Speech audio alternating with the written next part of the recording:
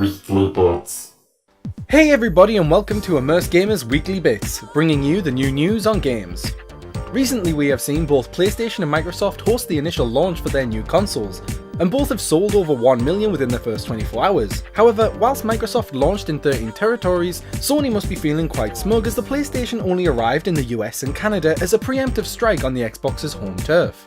Both consoles have had reported problems with day one updates, connecting to the networks and hardware malfunctions, which makes me happy that I'm flat broke and didn't waste my money, invest in a new console quite yet.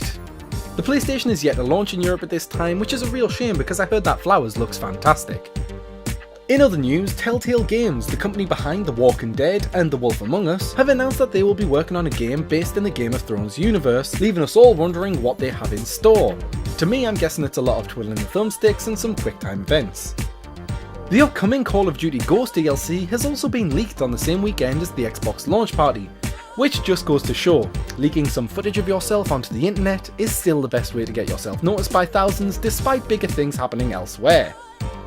There are also rumours stating that the PS4 might get bundled with the PS Vita, giving people the option of buying both consoles if they want Sony's handheld as well as their new home console. But this is only an optional bundle, meaning that if you don't really want it, then you can opt out and just buy the console.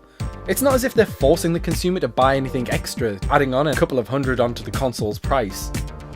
Microsoft, on the other hand, have released their idea pool on Xbox One prototype controllers. These range from small tweaks on current controllers, including touchpads like the PS Vita, cameras and speakers like the Wii U, to a SmelloVision style controller. Now, I'm no expert in the world of smells, but to me the sheer concept of smelling controllers would be a really bad idea for a lot of games like Farm Sim 2014, Silent Hill, Resident Evil, Buggerman, Oddworld, any Wario games, any post-apocalyptic game, any game where the main characters don't bathe regularly, any game with anything fun involving destruction, dead bodies or people in general. The only game that I can think of right now that I would love to play with SmelloVision would probably be Cooking Mama. However, the last thing that I need is the smell of food following me around, destroying what little good eating habits I have, pushing me that one step closer to being morbidly obese. Maybe if Microsoft hadn't invested over 100 million on bogus controller designs, they could have either dropped the price of their console or not allowed the Japanese giant to rush their largest sales market.